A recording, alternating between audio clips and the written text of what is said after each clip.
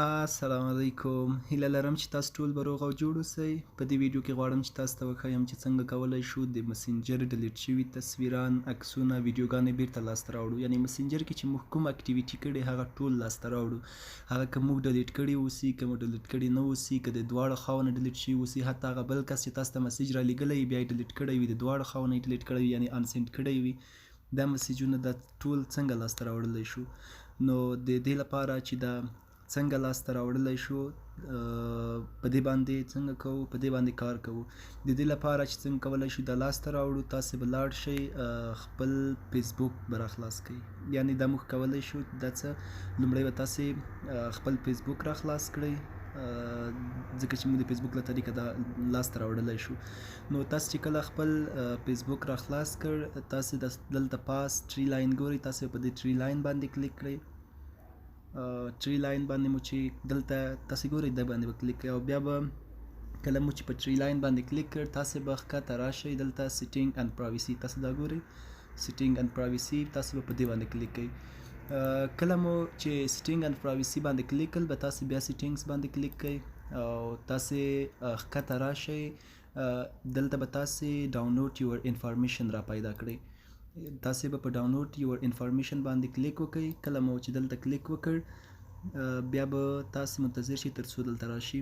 نو دلته اوس تاسې وګورئ، تاسو ته یې ډېر آپشن درکړل، دلته به ډیسلیکټ آل ووهئ، ځکه چې یوازې زموږ مسنجر سره کار دی. که تاسو چېرته آل انتخاب کړئ وخت مو هم ډېر نیسي، نو زموږ کار یوازې مسنجر سره دی. زه غواړم چې یوازې د مسنجر کې چې څه کړي، که مسجونه دوی ډلیټ کړي، که د دواړو خواو نه ډلیټ شوي، هغه ټول اکټیویټي دې موږ ته لاسته راشي. نو تاسې به دلته مسنجر انتخاب کړئ.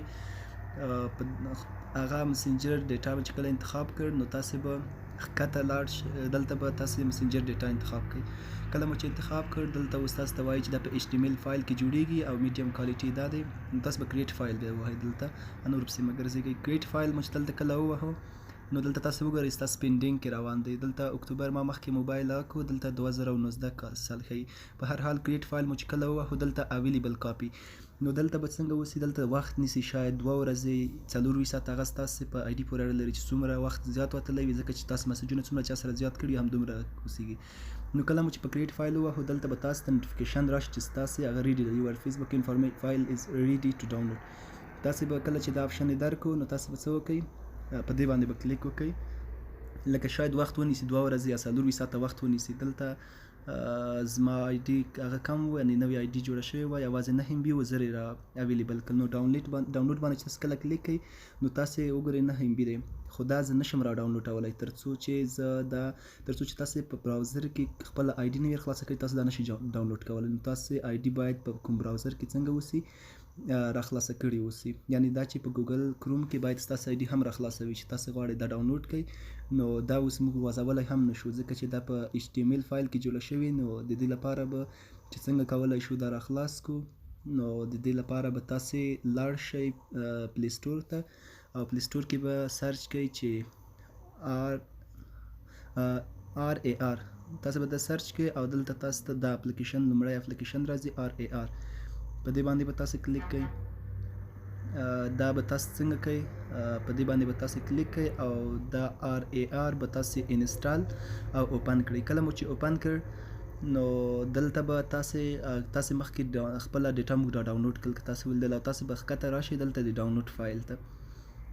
ډاونلوډ فایل تاسې دا ګورئ، ډاونلوډ فایل، او دلته تاسې ګورئ چې فیسبوک، هغه د فیسبوک آی ډي دغه ښکته دریم تقریبا 4 هغه راځي. تاسې په دې باندې کلیک کوئ او دلته به مسنجر انتخاب کوئ.